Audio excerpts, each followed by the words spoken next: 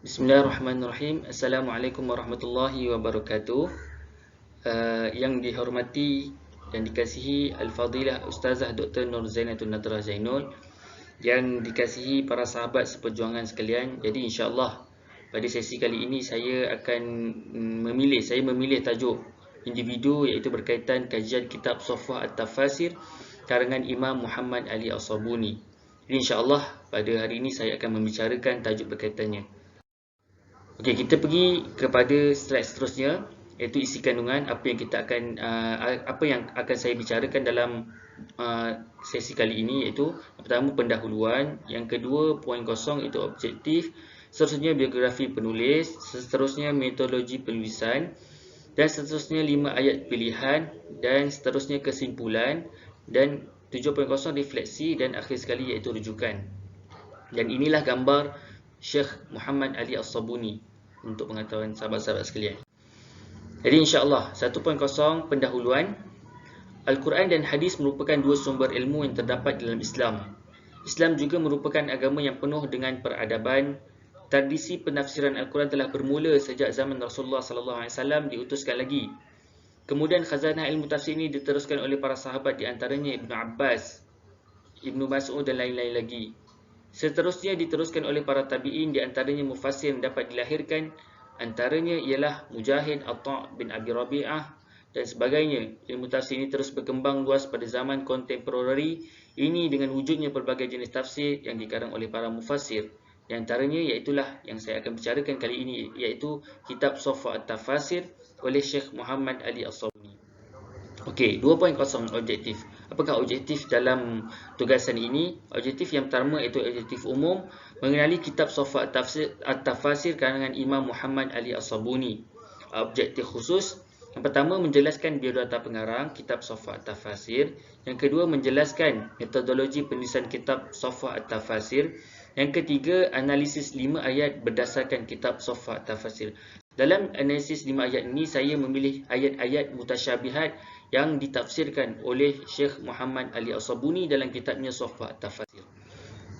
Okey, kita pergi kepada biografi penulis.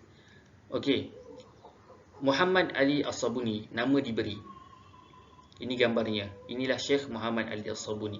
Okey, Muhammad Ali As-Sabuni adalah seorang pemikir baru yang cukup produktif dalam menghasilkan karya tulisan, khususnya dalam bidang tafsir. Nama lengkap beliau ialah Muhammad Ali bin Jamil As-Sabuni. Beliau lahir pada tahun 1930 Masihi di kota Halb Syu'ba, iaitu Aleppo di Syria. Beliau dilahirkan dalam keluarga cendekiawan Muslim. Bapanya seorang ulama terkemuka di daerahnya. Muhammad Ali As-Sabuni mula belajar dari kecil lagi di Syria sehingga ke sekolah menengah, kemudian meneruskan pembelajarannya di Universiti Al-Azhar sehingga mendapat gelaran sarjana muda, iaitu ijazah, pada tahun 1952 Masihi. Ini perjalanan hidup beliau. Yang pertama, setelah itu beliau menyambung dalam bidang sarjana khusus dalam bidang hukum syar'i di universiti yang sama, iaitu Universiti Al-Azhar, pada tahun 1954 Masihi. Beliau mendapat master pada tahun itu. Kemudian meneruskan ke peringkat doktor falsafah di universiti yang sama, iaitu Universiti Al-Azhar, yang dibiayai oleh Kementerian Wakaf Syria. Selepas daripada Mesir, Muhammad Ali As-Sabuni kembali ke kota kelahirannya. Beliau mengajar di pelbagai sekolah menengah di Aleppo di Syria. Pekerjaan sebagai guru sekolah menengah adalah selama 8 tahun, daripada tahun 1955 Masihi sehinggalah 1962 Masihi. Setelah itu beliau mendapat tawaran untuk mengajar di Fakulti Syariah Ummul Qura dan Fakulti Ilmu Pendidikan Islam di Universiti King Abdul Aziz di Mekah Al-Mukarramah. Beliau menghabiskan masa sebagai pensyarah selama 28 tahun. Setelah itu beliau mengabdikan diri sepenuhnya untuk menulis dan melakukan penelitian. Beliau pernah ke Malaysia pada tahun 2012 dalam jaulah ilmiah beliau, di samping menyampaikan amanat kepada rakyat Malaysia pada tahun itu. Okey, ini kitab-kitab beliau. Di antara kitab-kitab yang dikarang oleh beliau sangat banyak. Yang pertama iaitulah Tafsir Safwah At-Tafasir yang kita akan bicarakan tentangnya. Yang kedua, Rawa'i Al-Bayan fi Tafsir Ayatul Ahkam. Yang ketiga, At-Tibyan fi Ulumul Quran. Yang keempat, Nubuwah Al-Anbiya, Mukhtasar Tafsir Ibn Kathir, Mukhtasar Tafsir At-Tabari, Qabs min Nurul Quran, Tanwirul Adhan min Tafsir Ruhul Bayan. Dan inilah kitab-kitabnya Safwah Tafasir, An-Nubuwah Al-Anbiya, Al-Bayan fi Ulum Quran. Okey. Yang keempat, iaitu metodologi penulisan kitab Safwah At-Tafasir. Okey, latar belakang penulisan Safwah At-Tafasir. Di dalam mukadimahnya, beliau menamakan Safwah At-Tafasir kerana memasukkan maklumat-maklumat daripada kitab-kitab tafsir besar yang disusun lebih ringkas, tertib, mudah dan jelas, dengan harapan memberi manfaat bagi umat Islam dengan penjelasannya. Safwah bermaksud bahagian yang terbaik. At-Tafasir adalah jamak bagi perkataan tafsir yang bermaksud menjelaskan dan menerangkan. Oleh yang demikian, Safwah At-Tafasir, iaitu nama daripada kitab ini, iaitu bahagian yang terbaik daripada kitab-kitab tafsir. Itulah kenapa Syekh Muhammad Ali Sabuni menamakan Safwah At-Tafasir. Okey, sumber metodologi dan corak Safwah At-Tafasir. Okey, Safwah At-Tafasir ini menggabungkan dua metodologi, iaitu bil ma'thur dan bil ra'i. Penulisan merujuk kepada sumber-sumber utama seperti Jami' al-Bayan At-Tabari, Al-Kashaf Zamakhsyari, Ruhul Ma'ani Al-Alusi, Tafsir Al-Quran Al-Azim Ibn Kathir, Al-Bahrul Muhit Abu Hayyan dan lain-lain lagi. Dalam persoalan kalam, beliau berpegang kepada mazhab Ahli Sunnah wal Jamaah aliran Al-Asy'ariyah, seperti melihat Allah di akhirat, Arash, tafsir ayat kursi, ayat-ayat mutasyabihat seperti wajah Allah, istiwa dan lain-lain lagi. Meskipun beliau berbeza pandangan dengan ulama salaf. Okey, 5 ayat pilihan daripada tafsiran Safwah At-Tafasir. Dalam 5 ayat ini saya mendatangkan 5 ayat yang berkaitan dengan ayat-ayat mutasyabihat, iaitu ayat-ayat yang berkaitan dengan persamaan Allah dengan manusia. Apakah tafsiran daripada Syekh Muhammad Ali As-Sabuni? Okey, ini gambar beliau. Okay, firman Allah Subhanahu wa taala, wujuhun yawma idzin nadhirah ila rabbiha nazirah. Wajah-wajah pada hari itu, pada hari kiamat, ada yang berseri-seri, tampak cerah dan bercahaya kepada Rabbnya. Mereka akan melihat Allah Subhanahu wa taala di akhirat. Surah Al-Qiyamah ayat 22 dan 23. Ini dalam masalah ru'yatullah, melihat Allah di akhirat kelak. Syekh Muhammad As-Sabuni ketika menafsirkan ayat 22 surah Al-Qiyamah, bahawa pada hari kiamat manusia terbahagi kepada dua golongan, iaitu orang yang berbakti dan orang derhaka. Di dalam menafsirkan ayat ila rabbiha nazirah, yang menafsirkan bahawa nikmat yang terbesar bagi penghuni syurga adalah melihat Allah Subhanahu wa taala yang maha mulia, tanpa penghalang, itu tanpa tabir. Daripada aspek susunan kalimah, wujuhun yawma idzin, wajah pada hari itu, menurut Syekh Muhammad Ali As-Sabuni, susunan kalimah tersebut merupakan majaz mursal yang dikatakan wajah, namun yang dimaksudkan adalah keseluruhan. Ini termasuk mengucap sebahagian namun bermaksud menyebut keseluruhan. Zamakhsyari menafsirkan ayat ini dengan mengatakan bahawa nazirah diertikan bukan melihat Tuhan, tetapi at-ta'ku wa ar-raja, iaitu bererti intizara ila ni'matillah, menunggu nikmat Tuhan, agar sesuai dengan ideologi mazhabnya, iaitu bermazhab Mu'tazilah yang berfahaman bahawa di akhirat Tuhan tidak boleh dilihat dengan mata.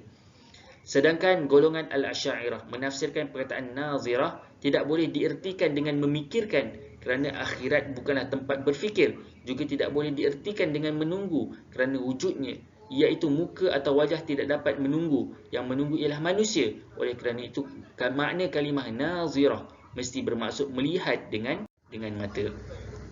Okey, kita pergi pada ayat kedua. Firman Allah Subhanahu wa taala, wa rusulan qad qasasnahum 'alaika min qabl wa rusulan lam naqsusum 'alaik wa kallama Allahu Musa taklima. Okey, dan ada beberapa rasul telah kami ceritakan tentang mereka kepadamu sebelumnya, dan ada beberapa rasul lain yang tidak kami ceritakan tentang mereka kepadamu. Dan kepada Musa Allah berfirman secara langsung. Surah An-Nisa ayat 164.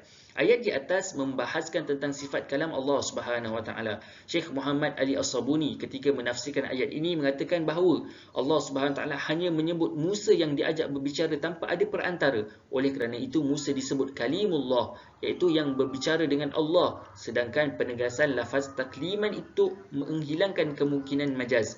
Mengenai ayat ini, golongan Asy'ariyah berpendapat Allah berbicara langsung dengan Nabi Musa AS, dan kerana itu Nabi Musa disebut kalimullah. Dan Allah berbicara dengan sifatnya. Ini kerana Asy'ariyah memahami bahawa Allah mempunyai sifat dan Allah mengetahui segala sesuatu dengan sifatnya. Kita pergi kepada ayat yang ketiga. Firman Allah Subhanahu wa taala, Allahul ladzi khalaqas samawati wal arda wa ma bainahuma fi sittati ayyam thumma istawa 'alal 'arsy ma lakum min dunihi min waliyyin wala syafi' afala tatadhakkarun. Saya fokus pada ayat thumma istawa 'alal 'arsy, lalu dia bersemayam, iaitu berkuasa di atas arasy. Okey, ayat ini kita pergi pada poin yang kedua, iaitu apa yang ditafsirkan oleh Syekh Muhammad Ali As-Sabuni yang lalu dia bersemayam berkuasa di atas arasy, iaitu dengan bersemayam yang layak bagi kebesarannya tanpa menyerupakan Allah Subhanahu Wa Taala maupun menyamakannya dengan sesuatu apapun. Tentang antropomorfisme, iaitu berpegang bahawa Allah menyerupai manusia, Asy'ariyah mengatakan bahawa Allah mempunyai wajah, mata, penglihatan dan tangan. Namun, semua itu tidak dapat digambarkan bagaimana keadaannya dan tidak dapat ditentukan bentuknya, iaitu tafwid yang dipegang oleh Syekh Muhammad Ali As-Sabuni ini. Golongan Asy'ariyah tidak menerima antropomorfisme dalam pengertian bahawa Allah mempunyai sifat-sifat jasmani yang sama seperti sifat-sifat jasmani manusia. Menurut Syekh Muhammad Ali As-Sabuni mengatakan tafsiran lalu dia bersemayam, iaitu berkuasa di atas arasy, ia menyerahkan kembali kepada Allah, iaitu tafwid. Namun bagaimana ia bersemayam diserahkan kembali kepada Allah Subhanahu taala tanpa menyerupakan dengan sesuatu apapun. Itulah antropomorfisme, iaitu adalah pencerapan makhluk ketuhanan dalam bentuk manusia atau pengecaman sifat manusia dalam makhluk berkenaan. Kita pergi pada ayat yang keempat. Firman Allah Subhanahu wa taala, qala ya iblis ma mana'aka an tasjuda lima khalaqtu bi yaday istakbarta am kunta minal 'alin. Khalaqtu bi yaday. Saya fokus pada ayat itu. Wahai iblis, apakah yang menghalangi kamu untuk sujud kepada manusia yang aku telah ciptakan dengan tanganku, iaitu kekuasaanku? Apakah kamu menyombong diri atau kamu rasa kamu termasuk orang golongan yang lebih tinggi? Surah Sad ayat 75. Begitu juga dengan ayat ini berkaitan dengan sifat Allah Subhanahu wa taala. Syekh Muhammad Ali As-Sabuni mengertikan tangan dengan zatku, iaitu Adam yang aku ciptakan dengan zatku. Ini menunjukkan Syekh Muhammad Ali As-Sabuni mentakwil kalimah tersebut. Oleh yang demikian, dua metodologi yang dapat digunakan, iaitu tafwid pada ayat sebelum ini dan takwil pada ayat ini. Beliau menggunakan metodologi takwil tanpa harus merubah lafaz ayat, iaitu tasrif. Kita pergi pada ayat yang terakhir, iaitu firman Allah Subhanahu wa taala, wallahu khalaqakum wama ta'malun. Padahal Allah yang menciptakan kami dan apa yang kamu perbuatkan itu. Surah As-Saffat ayat 96. Dalam permasalahan di atas berkaitan perbuatan Allah dan manusia, Syekh Muhammad Ali As-Sabuni ketika menafsirkan ayat ini, beliau mengambil pandangan Ibnu Jauzi. Ibnu Jauzi berkata, sebahagian ulama tafsir berpendapat bahawa maksud Allah menciptakan kalian dan perbuatan kalian, dan ayat ini menjadi dasar bahawa perbuatan hamba adalah makhluk. Sebahagian ulama berpendapat maksud ayat ini adalah Allah menciptakan kalian dan menciptakan berhala yang kalian buat. Pendapat kedua lebih sesuai dengan konteks firman dan lebih kuat untuk menjadi hujah atas para penyembah berhala. Konteks ayat ini berbicara mengenai umat Nabi Ibrahim AS yang menyembah berhala pada waktu itu. Oleh demikian, penafsiran Syekh Muhammad Ali As-Sabuni dalam konteks ayat ini iaitu bererti bahawa sesungguhnya diciptakan berhala oleh umat Nabi Ibrahim AS, hakikatnya Allah lah yang menciptakan berhala itu. Kerana Allah yang menciptakan perbuatan manusia, manusia bukanlah sebagai pencipta, kerana tidak ada pencipta selain daripada Allah Subhanahu wa taala. Dengan kata lain, yang mewujudkan perbuatan manusia sebenarnya adalah Allah sendiri. Oleh kerana itu, Syekh Muhammad Ali As-Sabuni mengatakan Allah menciptakan kalian dan menciptakan perbuatan kalian serta segala sesuatu merupakan makhluknya. Okey, kita pergi kepada akhir, iaitu kesimpulan dan rumusan. Apa yang kita boleh simpulkan untuk menjawab objektif kita, iaitu Syekh Muhammad Al-Sabuni merupakan seorang ulama kontemporari yang unggul, seorang faqih dalam ilmu syariah dan seorang mufassir dalam ilmu Al-Quran. Sehingga Syekh Abdullah Hayyat, seorang khatib Masjidil Haram, memuji beliau dengan mengatakan As-Sabuni adalah seorang ulama yang memiliki disiplin ilmu yang beragam. Salah satu cirinya ialah aktiviti yang menyibukkan beliau di dalam bidang ilmu dan banyak menggunakan kesempatan waktu untuk menulis karya ilmiah yang bermanfaat. Yang kedua, metodologi yang digunakan dalam kitab Safwa At-Tafasir ialah menggabungkan dua kaedah, iaitu bil ma'thur dan bil ra'yi. Al-Farmawi membahagikan metodologi tafsir kepada empat, iaitu metodologi tafsir tahlili, ijmali, muqarran dan maudu'i. Daripada pembahagian yang dinyatakan, Syekh Muhammad Ali As-Sabuni menggunakan metodologi tahlili, iaitu mengkaji ayat-ayat Al-Quran dari segala segi dan maknanya.